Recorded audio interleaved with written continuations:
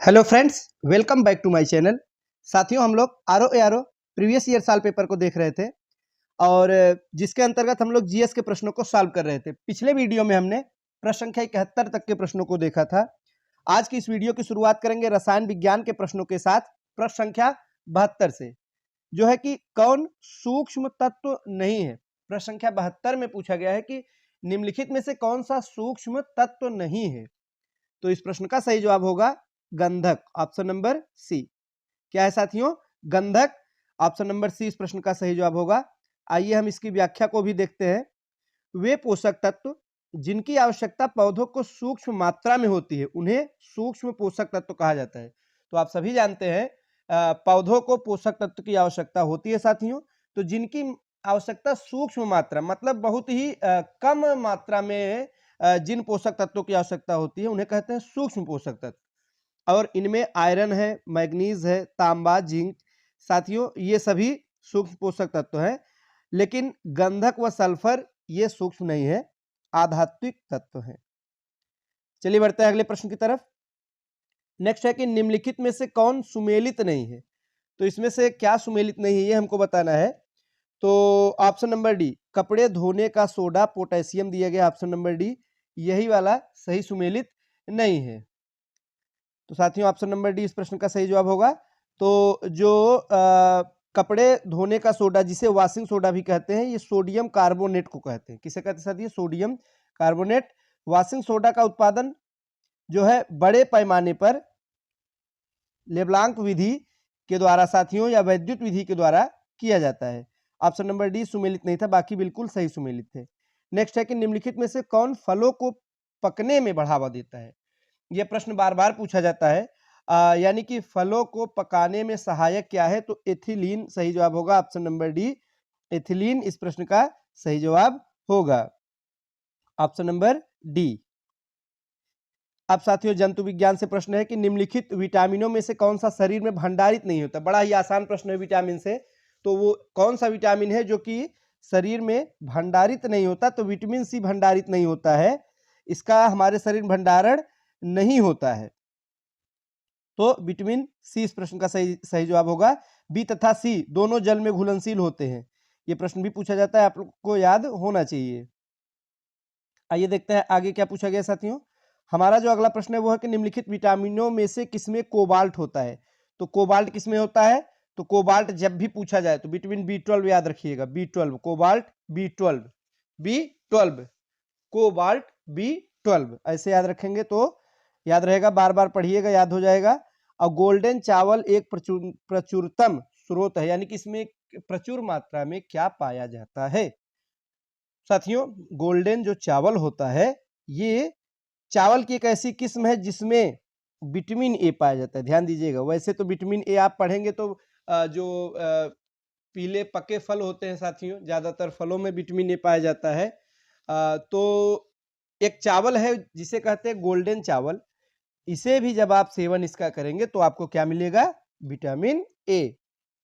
Gold से याद रखिएगा, गोल्ड ए कैटेगरी का होता है। ज्यादातर साथियों जो गहने होते हैं गोल्ड आप देखेंगे सर्वाधिक मात्रा में प्रयोग किया जाता है। तो ऐसे करके याद रखिएगा, एक श्रेणी में क्या आता है? गोल्ड, यानी गोल्डन चावल में क्या पाया जाता है? विटामिन ए पाया जाता है। आइए देखते हैं अगला प्रश्न। अफीम प्राप्त किया जाता है। अफीम साथियों बिना पके फल के लैक्टेस से प्राप्त किया जाता है। क्या होता है?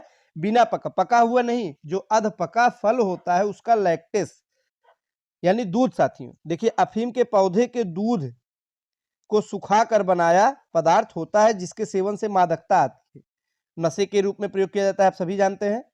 अफीम में मार्फीन पाई जाती है। ये प्रश्न भी पूछा जाता है, अफीम में कौन सा तत्व होता है?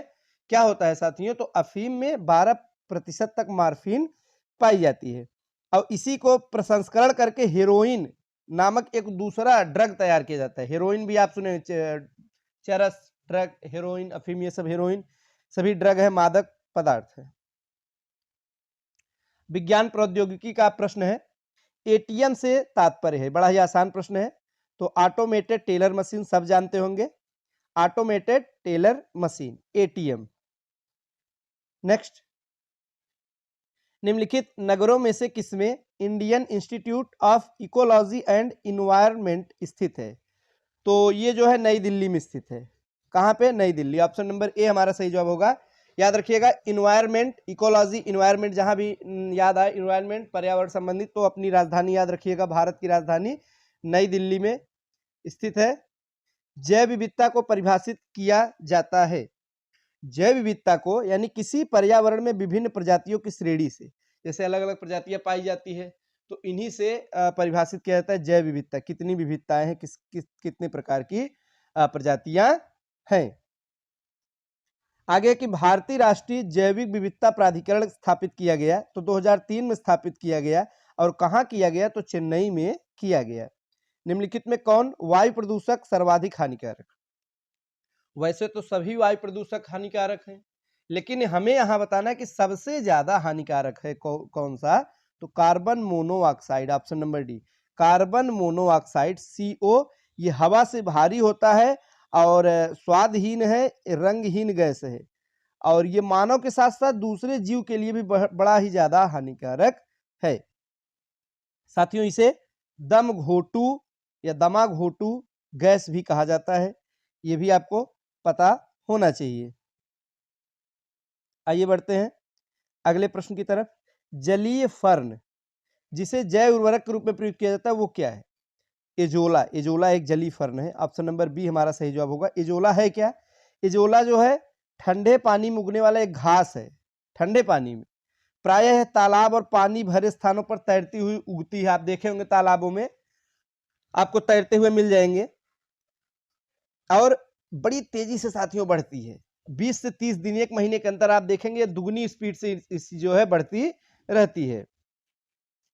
तो ये साथियों क्या है? एजोला जो है नाइट्रोजन जो स्थिरीकरण क्षमता इसमें अधिक होती है। चलिए अगला प्रश्न क्या है उसको देखते हैं। प्रश्न संख्या 85। ऑक्सीजन जो प्रकाश संश्लेषण से उत्पन्न होती है वो आती है, तो जल से आती है, सभी जानते हैं, जल H2O होता है, वहीं से ऑक्सीजन मिलती है। नेक्स्ट क्या है? प्रकाश संश्लेषण में कौन सा प्रकाश सबसे अधिक प्रभावकारी होता है? ये बड़ा अच्छा प्रश्न है, आसान है, लेकिन अगर आप ठीक से नहीं पढ़े होंगे तो यहाँ पे गलती भी कर सकते हैं। सबसे अधिक प्रभावकारी जो होता है वो होता है लाल। वैसे भी आप याद रखिएगा, लाल, रेड जो है सिग्नल में भी आप देखेंगे प्रयोग किया जाता है साथियों। सबकी तरंग दैर्ध्य के हिसाब से रंगों का प्रयोग होता है, तो यहाँ पे लाल रंग प्रकाश संश्लेषण में जो सबसे अधिक प्रभावकारी होता है वो होता है लाल रंग। Option number A. देखिए यहाँ पे आपको व्याख्या में दिख सकता है, प्रकाश संश्लेषण की क्रिया बैगनी रंग के प्रकाश में सबसे कम होती है, विबग्योर जब आप पढ़ेंगे, तथा लाल रंग के प्रकाश में सबसे अधिक होती है। सबसे कम किसमें? बैगनी, सबसे ज्यादा लाल रंग। अब यहाँ पे आप देख सकते हैं प्रादेशिक समाचार, सामान्य ज्ञान साथियों। तो प्रादेशिक सामान्य ज्ञान यानी कि यूपी स्पेशल के प्रश्न है, प्रश्न संख्या 87। आइए देखते हैं। जनपद है, खनिज है, कहाँ पे क्या पाया जाता है? सोनभद्र।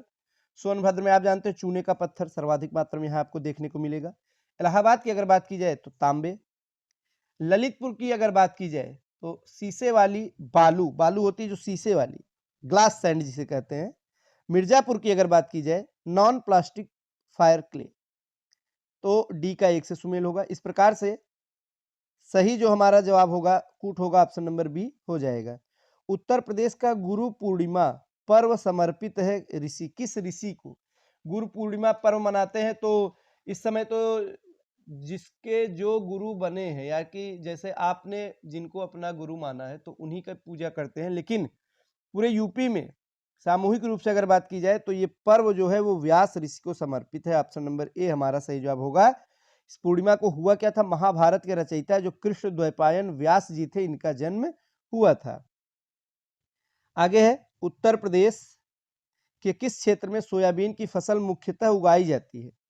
किस क्षेत्र में सोयाबीन की फसल मुख्यतः उगाई जाती है? तो उत्तर प्रदेश की अगर बात की जाए तो बुंदेलखंड जो क्षेत्र है, कहां पे साथियों? बुंदेलखंड क्षेत्र में। ऑप्शन नंबर डी हमारा सही जवाब होगा, बुंदेलखंड क्षेत्र।